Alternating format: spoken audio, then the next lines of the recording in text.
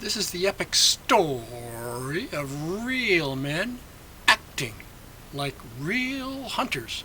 A story of struggle and endurance against the dangerous wilderness a full half a mile from the subdivision on the edge of town. These men are braving the possibility of getting lost in a place where the only way back home is the road they drove in on. Their only sustenance is the beer or coffee that they brought from town, so they have to get their hunt finished before their drink runs out. The horrors and privations endured by these great white hunters in the wilderness. What an intrepid lot they are. Between the subdivision and my cottage, there is no place where it is legal to discharge a rifle because there are occupied dwellings too close. But that does not stop these intrepid hunters.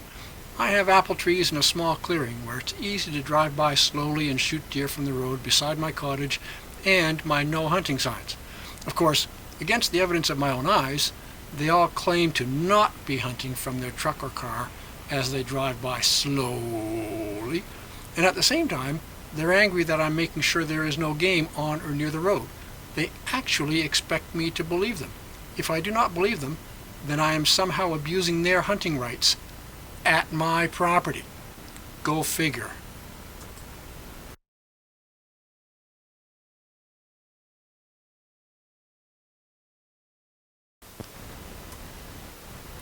They swear at me up and down that they are not trying to poach my backyard, but if I'm not actively on the road, they open fire when they spot game, as this guy did on November 8, 2019 at 10:05 a.m. He simply drove in slowly, spotted a doe and fawn about 50 or 60 meters down the road, and opened fire illegally a mere 65 meters from my cottage. There were two no hunting signs right beside him on either side of the road. Not a legal rifle shot, but that doesn't matter. There is no actual enforcement in the province.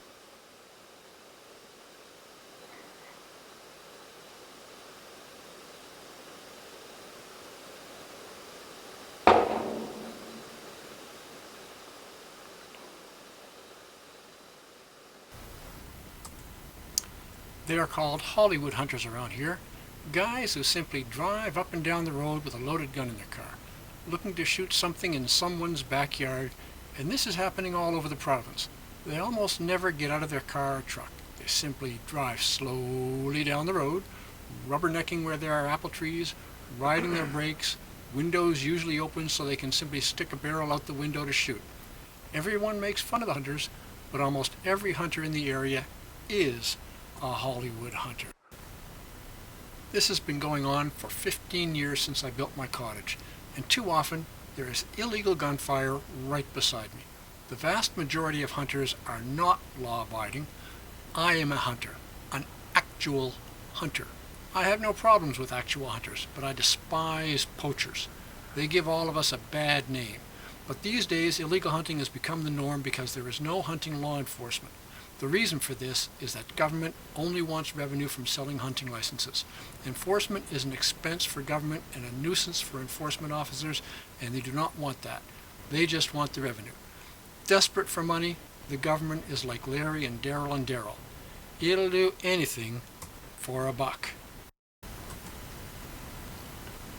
This was one of the first guys who brazenly Hollywood hunted beside my no hunting signs at the cottage. When I walked behind their slowly moving van and took a couple of pictures, they angrily got out and tried to intimidate me with stares. They actually tried to make me think that I was doing something wrong. When that didn't work, they told me that they were not trying to poach my backyard from their van, in spite of the fact that there were 2 uncased shotguns and 2 uncased rifles in the van, as well as a couple of bandoliers of shotgun shells on the dashboard and a box or 2 of loose rifle bullets also on the dashboard. These ladies were loaded for bear. Seconds after telling me they were not hunting, they complained that I was interfering with their hunt, which is illegal. Actually, it's not. Interfering with the legal hunt is illegal. Interfering with poachers is okay. Now, this guy was from the subdivision nearby.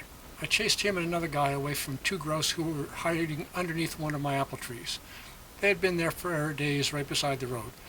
They were about 3 or 4 months old. The guys drove off in a bit of a huff when I photographed them with my pocket camera, which did not focus fast enough for the first picture, but did for the second.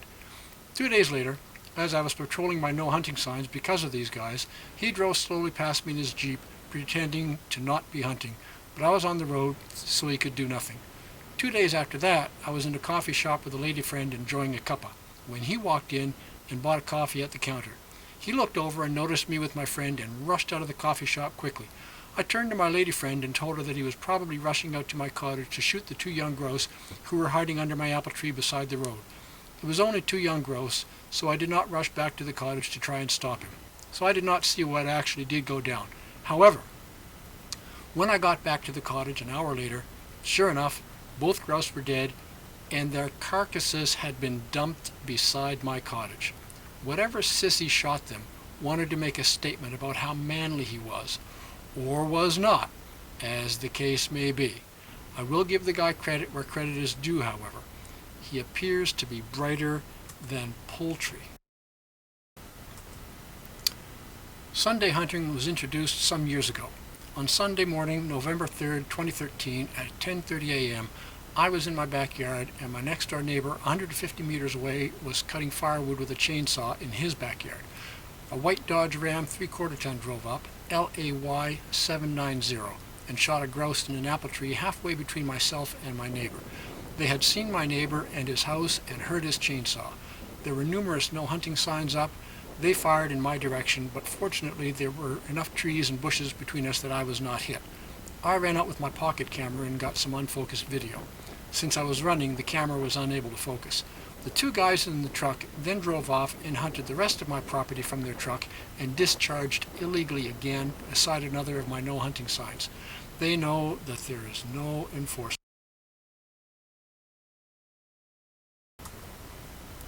This guy came by in an old GMC truck back in October 2017 before deer season and fired a rifle illegally about 80 meters from my cottage. First off, that's too close to an occupied dwelling for a rifle shot. Also, he is beside my no hunting signs. And lastly, it is not yet deer season, so he should not be out with a rifle yet.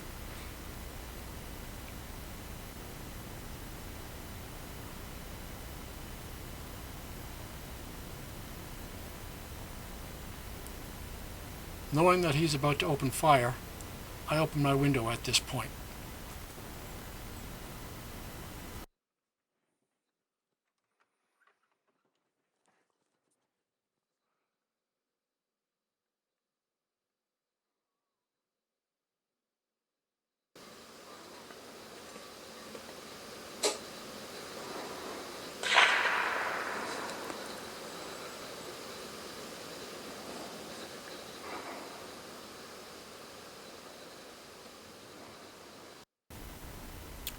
The Hollywood hunters are not a nuisance for government. They're a nuisance for the many thousands of property owners who are plagued by these hunters. On the other hand, our expectation that enforcement take action against these poachers is a nuisance for enforcement personnel.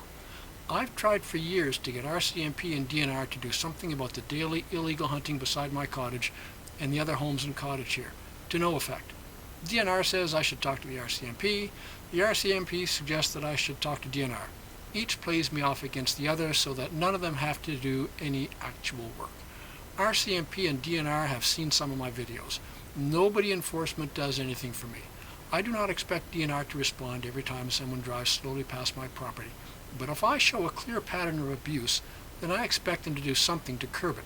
And if I show them video of actual rifle shots too close to my cottage, then I expect them to get off their lazy government asses and charge someone in spite of the apparently onerous paperwork.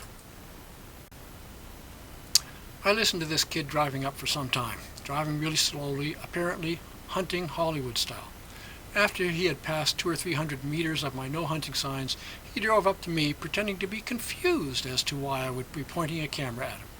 I've had these conversations with numerous Hollywood hunters.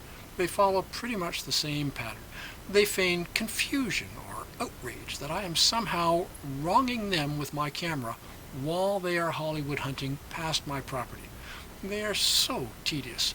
They do not realize that lying or dissembling to me only makes them look more pathetic. He tried to use the line, "I never even got out of my car," a common tactic. I can generally recognize someone hunting from their vehicle. Now this I never even got out of my car line. Might work on your mommy, kid, but I'm not your mommy. It doesn't work on me, especially when I can see your camo stock rifle right beside you, uncased, and I can see you year after year doing the same thing beside my property over and over again.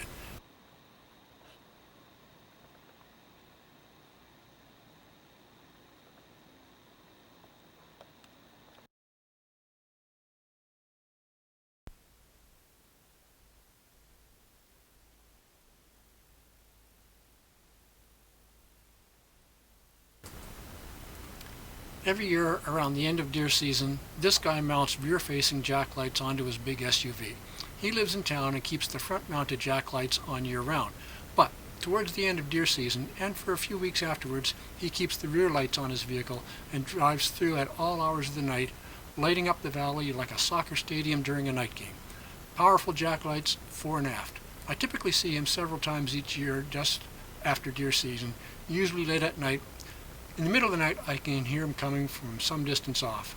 I cannot read the license plate, but I can make out enough detail to recognize the SUV. There are 2 of these in the area, one in the subdivision and one in town. I listen to this guy driving slowly past the dwellings north of my cottage and slowly past some of my apple trees, and like so many other painfully wronged Hollywood hunters, he wants to complain that I am somehow wronging him by pointing a camera at him. I wish I'd continued to video him, but I turned off the camera when he stopped to complain. After complaining for a minute or 2, he told me that he was calling the cops on me because apparently pointing a camera at a Hollywood hunter beside my cottage is a character fault on my part. Interestingly, although RCMP and DNR have never responded for me, DNR at least will respond for the poor, abused Hollywood hunters. Shortly after Holly told me that he was going to call the authorities on me, complaining that I was harassing people innocently driving by with an uncased rifle in the car, sure enough, a DNR truck drove by with 2 personnel inside. Someone complained and someone from DNR went for a drive. That's more than I get from DNR. Gotta tell you, these Hollywood hunters might be more believable if I could not see the uncased rifle or shotgun when I'm on the road and they pass by me so slowly, or if they did not look like Granny Clampett hunting possum in Beverly Hills from the back of a truck with a shotgun in her hand. Just saying.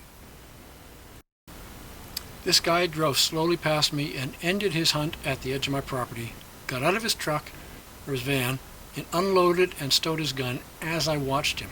Got an unfocused photo with my pocket camera, but you can see that he's putting his gun away.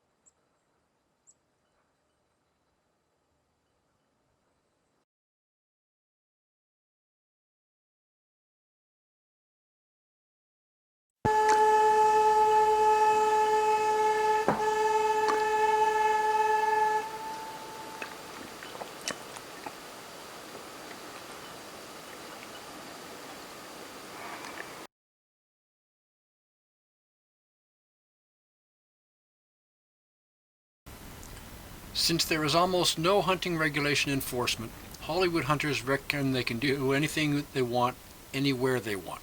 Their right to hunt illegally trumps property owners' rights to not be abused by these poachers.